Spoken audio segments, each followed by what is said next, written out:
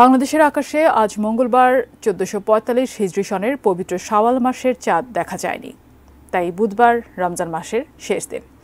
৩০ রোজা পূর্ণ করে বৃহস্পতিবার সারা দেশে উদযাপিত হবে পবিত্র ঈদ উল ফিতর। মঙ্গলবার সন্ধ্যায় জাতীয় মসজিদ বায়তুল মোকাররমে ইসলামিক ফাউন্ডেশনের সভাকক্ষে জাতীয় চাঁদ দেখা কমিটির বৈঠকে এই সিদ্ধান্ত হয়েছে। জাতীয় চাঁদ দেখা কমিটির সভাপতি ও ধর্ম প্রতিমন্ত্রী মোহাম্মদ ফরিদুল হক খানের সভাপতিত্বে এই বৈঠক হয়।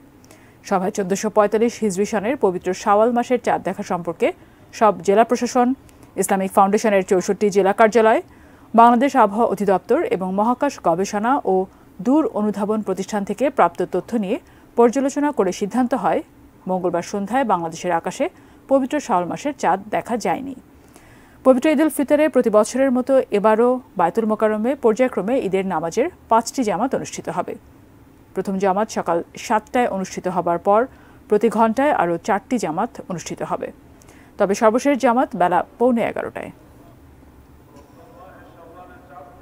২৯ রমজান ১৪৪৫ হিজরি, ২৬শে চৈত্র ১৪৩০ বঙ্গাব্দ, ৯ এপ্রিল ২০২৪ মঙ্গলবার সন্ধ্যায় বাংলাদেশের আকাশে কোথাও পবিত্র শাওয়াল মাসের চাঁদ দেখা যাওয়ার সংবাদ পাওয়া যায়নি। আগামী পহেলা শাওয়াল ১৪৪৫ হিজরি, ২৮শে চৈত্র ১৪৩০ বঙ্গাব্দ, ১১ এপ্রিল ২০২৪ তারিখ বৃহস্পতিবার সারা দেশে পবিত্র ঈদ উল ফিতর উদযাপিত হবে ইনশাআল্লাহ।